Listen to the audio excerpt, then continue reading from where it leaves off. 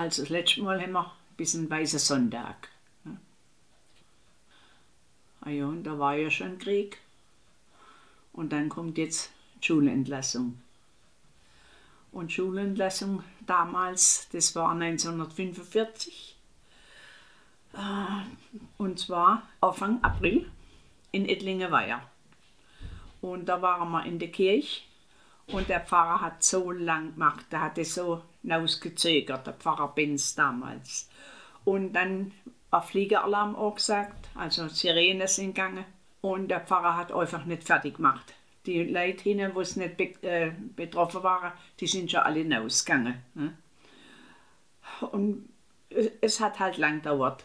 Und dann sind wir raus und da sind schon die Jabo gekommen wieder. Ja, das sind so kleine Flugzeuge, die direkt auf die Leute geschossen haben mit dem Maschinengewehr. Jabo, ich weiß aber jetzt gar nicht, wie man das geheißen hat damals. Jabo war halt Abkürzung. Und die sind dann vom Wald, also da hinten, von Pforzheim hinten vorgekommen und haben Ettlingen, Karlsruhe und die Gegend da beschossen.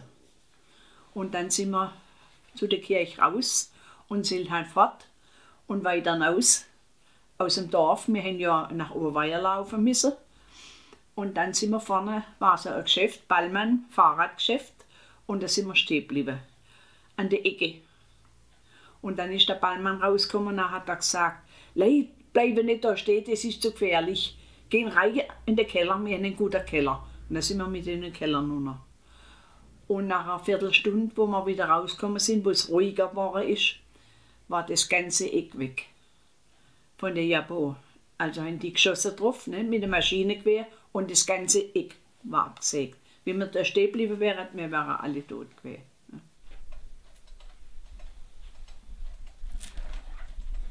Und da sind wir halt unter den Bäumen, wenn wieder einer gekommen ist, sind wir wieder unter dem Baum. Ne? Und ich habe immer den Kopf hoch und Mama, der hat mir den Kopf runtergedrückt, bleibst runter. Ne? Und so sind wir dann weiter raufgekommen und dann sind wir in den Wald rein. Breitlichwald draußen.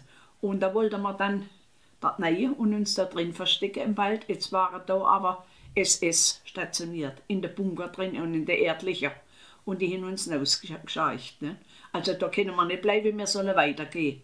Und dann sind wir bis Nuff gelaufen, und, wo unser Garten ist, und sind dann da rein, hinter der Garten. Ne? Und immer wieder sind die, Jagdbomber. Die Jagdbomber, ja, sind die immer wieder gekommen, immer wieder angegriffen.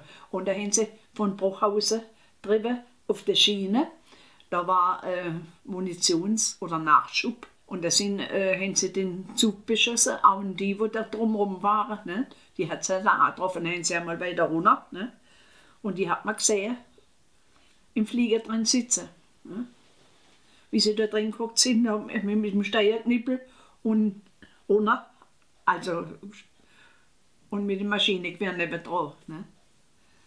Ja, und jetzt sind wir oben rüber und in der Häuser vorbei, oben durch und heim. Und mir ist so schlecht gewesen, ich bin in den Bunker hinein gleich. Das heißt, wir alle sind in den Bunker hinein, weil es war ja Angriff überall im ganzen Eck da. Und da sind so ein Bunker, so Betten gewesen, so wie bei den Soldaten, so Stockbetten. Und da war ein Teppich drauf und ein Kissen und sonst nichts. Ne? Und so unten drunter Teppich und oben. Und da bin ich dann den ganzen Tag drin gelegen und habe dauernd brechen müssen, weil mir schlecht war, vor lauter Angst. Ne? Und da sind mittags meine Schulkameraden gekommen und haben mich abholen wollen, nach Felderspach laufen. Und da sind wir durch den Wald, es ist alles durch, es ist nichts mehr, haben sie gesagt. Wir gehen nach Felderspach und ich bin nicht mit. Mama hat gesagt, lassen Sie da, das hat keinen Wert. Ne? Was suchst du immer? Das Buch, wo die alten Bilder drin sind. Von wem? Und dann 8 Tage später, da war der Tag vorbei, es war ein Sonntag, und 8 Tage später, das war dann der 8. April, bin ich dann mittags, wir haben ja bloß sonntags fort können, weil in der Woche immer daheim helfen müssen. Ne? Und ich war ja die Älteste, ich war immer zugange, immer was machen müssen. Ja, und dann habe ich halt mittags frei gehabt und da bin ich bei den Schulkameraden gewesen. Das war früher der Bürgermeister, der frühere, während dem Krieg. Das war so ein Nazi, ne? Ja, und da haben wir das Sucherles gemacht. Du weißt schon, was Sucherles ist, ne? Versteck spielen. Ja, und draußen hinter der Scheibe so ein großer Silo gehabt und da ist eine Leiter drin gestanden. Und da sind wir da, die Leiter nur noch in dem Silo versteckt. Das war der Sonntag später dann. Und dann auf einmal hat es wieder gekracht, ist wieder losgegangen. Dann haben sie von Ettlingen hergeschossen, und zwar waren das Franzosen, die wollten das ganze Gebiet da einnehmen. Ne? Und da waren halt noch Volkssturm in Oberweier, ne? Volkssturmmänner. Und die sind dann sich gewehrt, haben dagegen geschossen, aber gegen die Ari haben die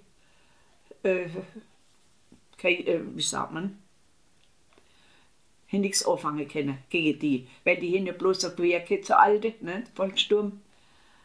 Und die haben mit der Granate geschossen. Ne? Ja, und dann sind wir da drin gewesen und dann neben dem Haus nebendran. Und da waren junge Soldaten einquartiert und die haben das gemerkt. Wir waren 3 Mädchen, 4, und wir da Sucherles gemacht haben und die sind rübergekommen und einer hat die Leiter geklaut. Und wo es gekracht hat, ist er verschwunden. Und wir sind im Silo geguckt. Und dann ist einer wieder rübergekommen und hat die Leiter wieder runtergelassen, bis wir sie aufgestellt haben. Alle anderen sind rausgekommen, die 3 vorher. 2, einer hat ja suchen müssen. Die sind rausgekommen, ich war die Letzte. Und dann haben wir durch die Scheier müssen, von hinten vom Silo, durch die Scheier durch. Und da ist ein Haiaufzug gewesen. Und ich bin da durchgerannt, in den Keller nur noch, die anderen. Und bis ich da durch bin, hinter mir ist der Haiaufzug runtergekommen. Eine Sekunde später hat mich es totgeschlagen. Ne? Und dann auf einmal habe ich einen Schlag gekriegt in den Oberschenkel und konnte nicht mehr auf den Fuß stehen. Und dann bin ich auf einem Fuß rausgekopft, ne? Und immer wieder umguckt und in den Keller. Nun, das war aber ein schöner Weg ums Ding rum. Und dann, wo die gesehen haben, meine Mutter, die haben Mami gesagt zu der Mama, ne? Mami, was ist denn los? Ne? Da kommen die Herren, die haben mich dann eingetragen und nachgelegt. Und dann ist uns, ich weiß nicht was, Walburg oder was, Hilde, nebenan und haben das gemeldet, dass ich verwundet worden bin. Da, ne?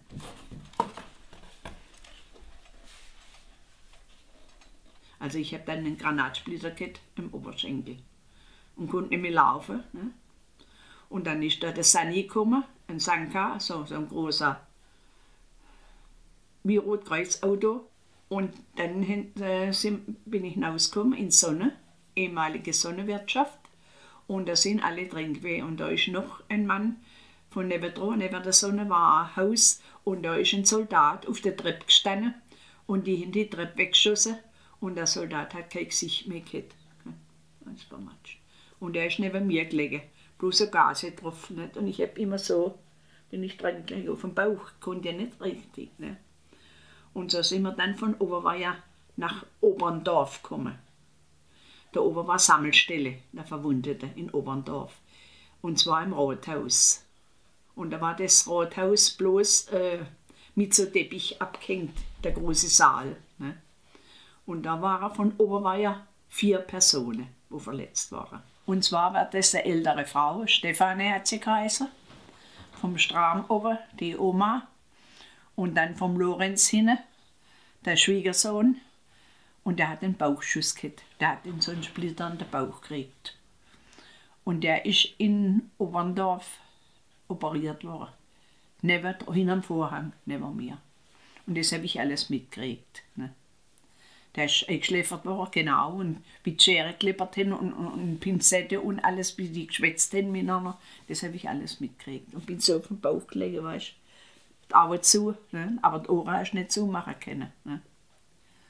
Und am anderen Morgen sind wir dann von Oberndorf nach Baden gekommen, Hotel Tannenhof.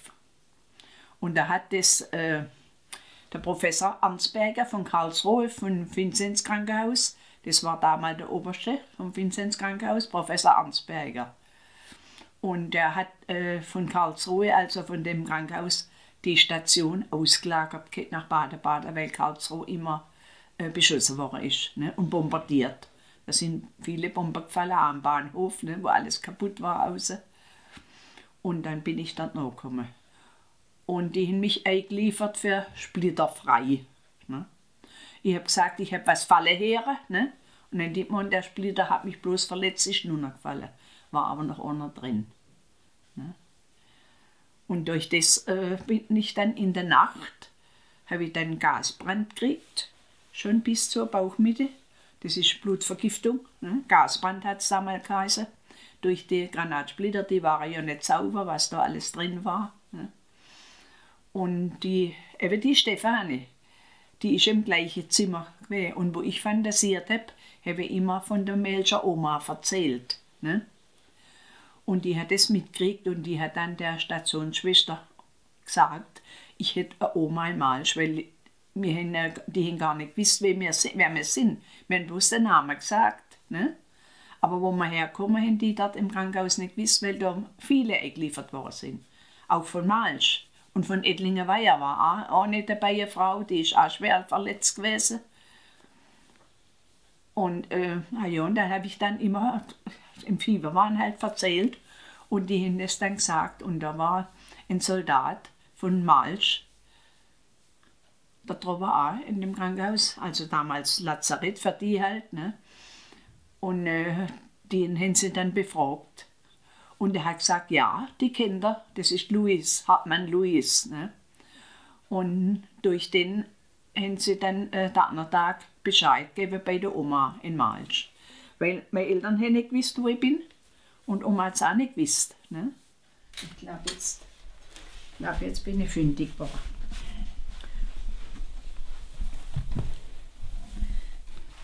Das ist das Hochzeitsbild von meinen Eltern. Und wo ich zu mir gekommen bin, ist die Oma vor dem Bett gestanden. Und dann hat sie mir das erzählt, wie es war. Ne? Und die haben im Krankenhaus sind immer wieder erzählt, ja, im Badischen da unten im Raum Ettlingen, Karlsruhe, Malsch, da haben die Franzosen alle Männer mitgenommen, gell, und die werden erschossen. So, wie halt Leute schwätzen, im Krieg war das genauso. Ne? Und dann kannst du dir denken, die Verfassung. Ne? Und ich war dann froh, wo die gekommen ist und gesagt hat, das ist nicht wahr. Ne? Die haben bloß die, die dagegen geschossen haben. Oder die Volksstiermänner. Ne? Die haben sie mitgenommen. Und 3 haben sie erschossen. Und zwar sind die da oben bei uns im Wald begraben gewesen. 3 Schwarzwälder. Die haben dagegen geschossen, gegen die Franzosen. Und die haben sie umgelegt. Ne? Die waren lang da oben beerdigt. Hast du vielleicht auch schon gesehen, da oben ist so ein Kreuz. Ne? Inzwischen sind die aber in der Heimat, bei ihnen sind sie dann richtig begraben worden. Ne? Ah ja, und dann bin ich 8 Tage da oben gewesen, am Hotel Tannenhof, im Badebad. Wir sind schon mal vorbeigefahren mit der Mama, die hat mir das mal gezeigt. Ne? Und da war eine junge Schwester, die war vielleicht 20 Jahre alt. Und die hat gesagt, sie kann das nachfühlen, gell? Und dann habe ich alles gekriegt, was ich jetzt essen gewollt habe. Und dann habe ich gesagt, ja, ich hätte gern Kässpätzle mal. Ah ja, jetzt haben die mir Kässpätzle gebraucht. So graue, wie es im Krieg gegeben hat, so Kafte, weißt du, und so Käse drüber. Dann habe ich gesagt, nein, ich habe richtige Kässpätzle gewollt, wie sie Mama macht daheim. Ne? Und je nachdem, wenn er als Nacht zu schlafen kommt, dann kommen immer so Sachen noch in den Kopf wieder, weißt, wo man sich daran erinnert. Ne? Ja, und nach 8 Tagen, die Oma war dann 2-mal bei mir, ne?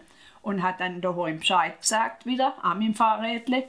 Und der Papa ist dann den anderen Tag mit der Hack auf dem Rücken und einen Sprickelkorb dran. Zu der Oma nach Malsch, weil damals war Ausgangssperre. Es war ja Krieg, ne? Da hat man nicht verderbt, nur mittags eine gewisse Zeit. Und dann hat er der Oma Sachen gebracht zum Essen, weil es geheißen hat, im Krankenhaus, da kriegt man nichts zu essen. Ne? Brot und weiß gar nicht was, und Obst, was er alles mitgebracht hat. Und Oma hat es den anderen Tag, 2 Tage wieder hat sie gebraucht, bis sie dort war, nach Badebad geschafft zu mir. Ne? Und ja, nach 8 Tagen bin ich dann dort gewesen, bis es besser geworden ist, aber ich habe auf den Fuß nicht stehen können. Die Schwester, Emma hat sie geheißen, hat mir als einen Tee genommen und soll auf den Fuß stehen. Mein Fuß war, wie wenn der unten so rund wäre, weißt du, so, und wie Gummi. Also die Nerven waren ausgeschaltet. Ne? Und nach 8 Tagen ist der Mann von Malsch, der Soldat, ist der entlassen worden. Und Oma hat es erfahren, weil die haben immer Kontakt gehabt miteinander, mit der Angehörigen von dem Mann. Und die sind gekommen mit einem Leiterwagen, mit einem Pferd vorne dran, ein schwarzes Pferd, weiß ich noch. Und das ist unten ausgepolstert mit Stroh und einem Plan oben drüber. Und er hat Oma so lange mit dem Professor geschwätzt und gebettelt und gemacht. Und wenn sie nicht so einen guten Kontakt hätte zum Dr. Essig in Malsch, den hat sie kennt, ne, von früher auch noch so und persönlich. Und dann hat sie das so klar gemacht, dass ich mit dem Mann heim durfte.